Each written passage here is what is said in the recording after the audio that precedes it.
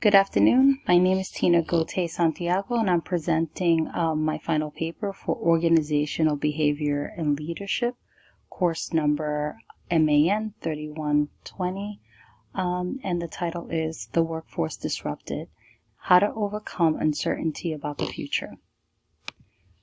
Okay, the introduction. Just to introduce the topic, people across the globe simultaneously are experiencing major shifts in the workplace in response to the COVID-19 outbreak, where millions of people are feeling very uncertain about the future.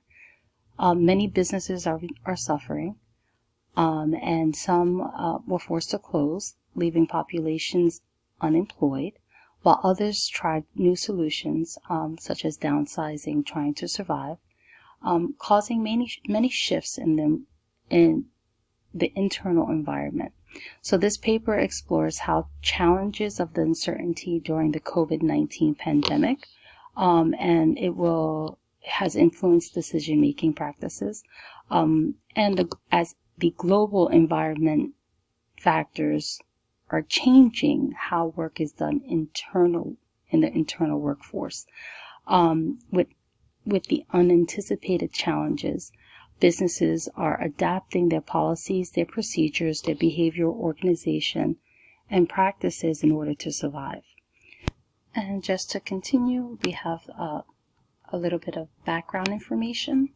Organizational behavior management, to put it in clearer context, it explores the relationship between employers and employees and the environmental factors that can influence their productivity, performance outcomes, and the ability for an organization to meet their goals.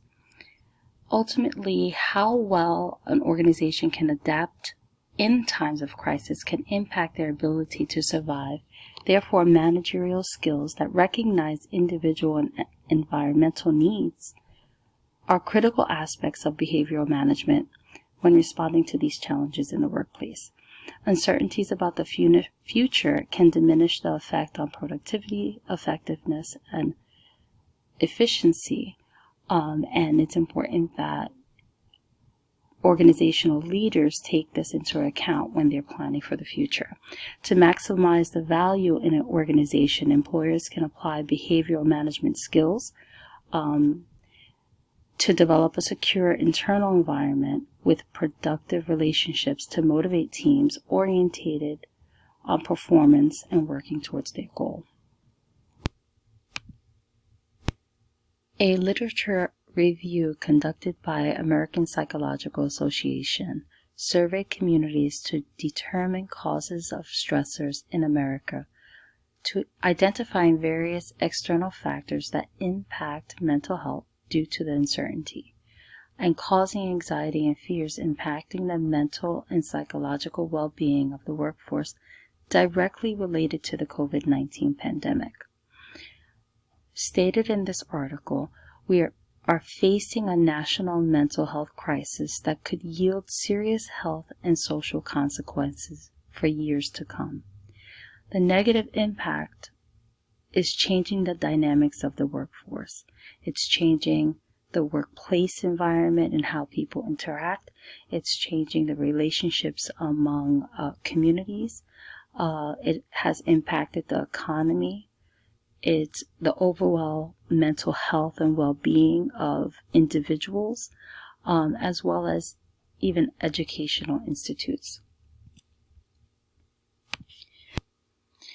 In a second literature review written by Bingham in 2020 article, How HR Leaders Can Adapt to Uncertain Times, shares the following challenges.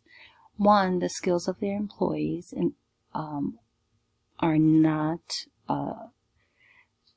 able to keep up with the demands of a digitized workforce with people working from home. As well as how the COVID pandemic has placed a great deal of strain on the teams to adapt very quickly. The playing field has completely changed, forcing people to work from home as well as to ensure the survival of business.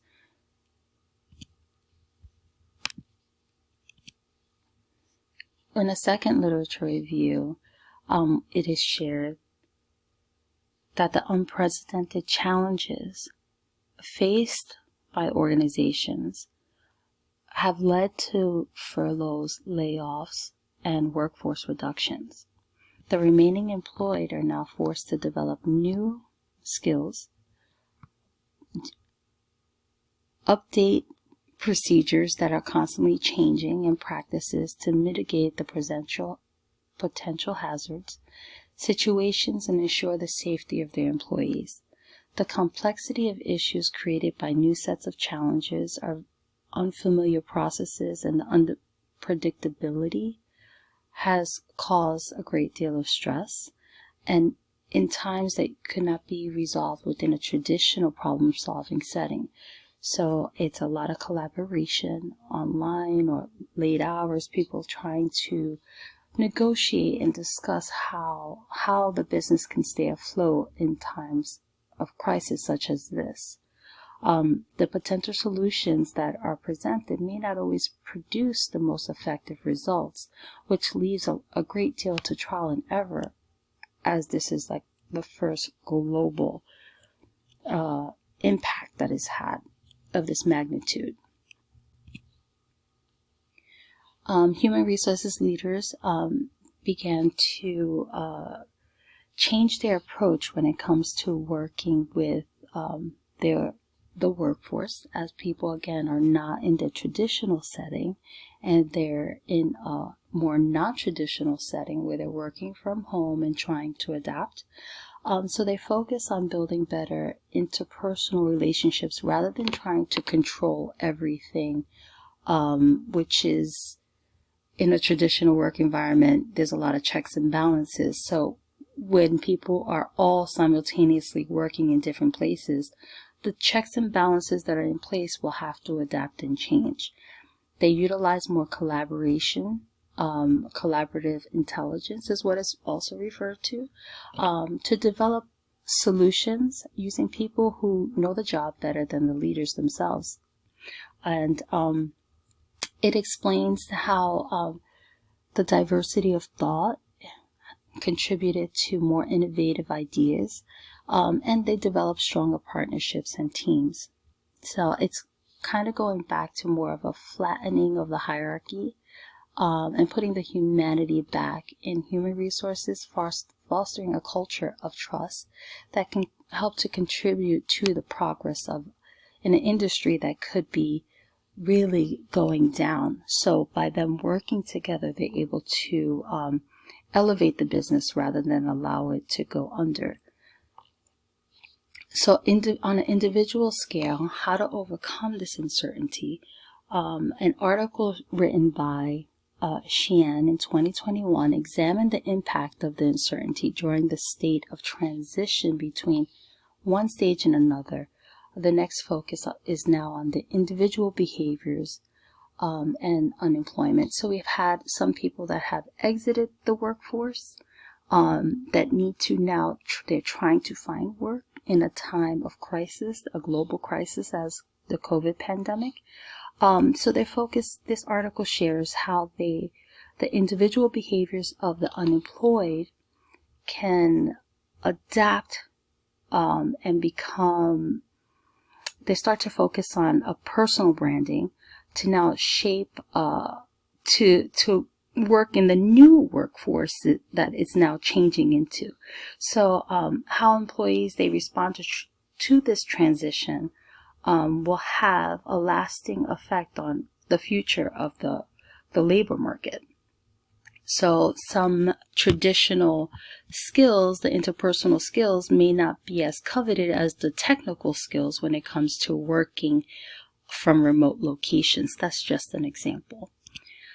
So the study shared 3 specific approaches, and one is coaching from the view of unemployment as a technical problem. So developing the hard skills, like when it comes to the technical aspects, how do you operate a computer, how are we going to communicate, and something and along those lines. And then you have the unemployment focus, which would be more problem related to misguided approaches to the work or unproductive mind frames. So changing the idea that you can't be effective working remotely as you can be in an office. So trying to definitely figure out how everyone can be as productive as possible in either setting. And then there's the diagnosis of the problem of lacking the skill in order for people to be able to continue to find jobs. So the focus would really need to come back to, again, developing the educational on the technical aspect in order to bridge the gaps in the workforce again. A recommendation made for businesses on how to overcome the certainty is the idea is to support the workforce impacted by the pandemic is celebrating those milestones, creating more opportunities to develop meaningful relationships, offering the mental health services during and after the pandemic, and providing new training and opportunities to keep their teams engaged.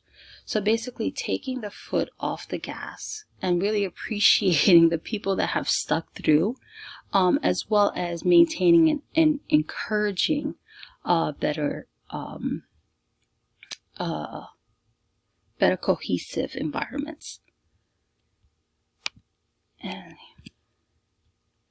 so another thing I came across, I did not have this in my original paper, but I found it and I thought it had some value and I wanted to include it. The personal milestones that can also be integrated within the employee setting is celebrating each milestone and recognizing, yes, we made it to another year. Let's celebrate your birthday. Congratulations, and really getting that people aspect back into the connections in the workplace and seeing the individual where you celebrate their anniversaries or their newborn, their wedding anniversaries, I meant. And then you also celebrate that, thank you, you've been here for 5 years, and here goes some type of recognition for being loyal and committed to the progress of the organization. So in summary, how a business is conducted post-pandemic era will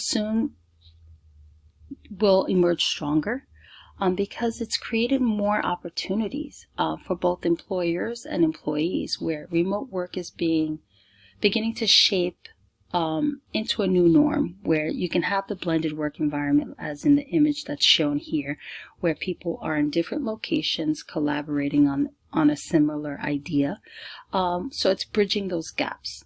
And then according to Parker et al. In 2021, an article, 71% of the population stated if given the opportunity after the pandemic, they would love to continue to work from home. So the Pew Research Center surveyed people in order to come up with this percentage. So working from home provides employees the benefit of flexibility. It saves time and money for them for commuting. It also provides employers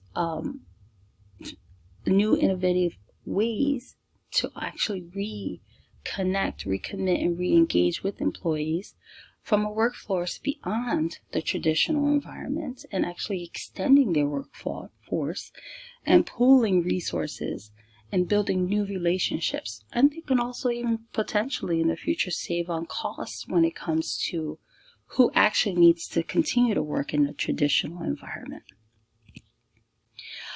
So managers are beginning to rethink their priorities. They're investing more in their well-being and their employees.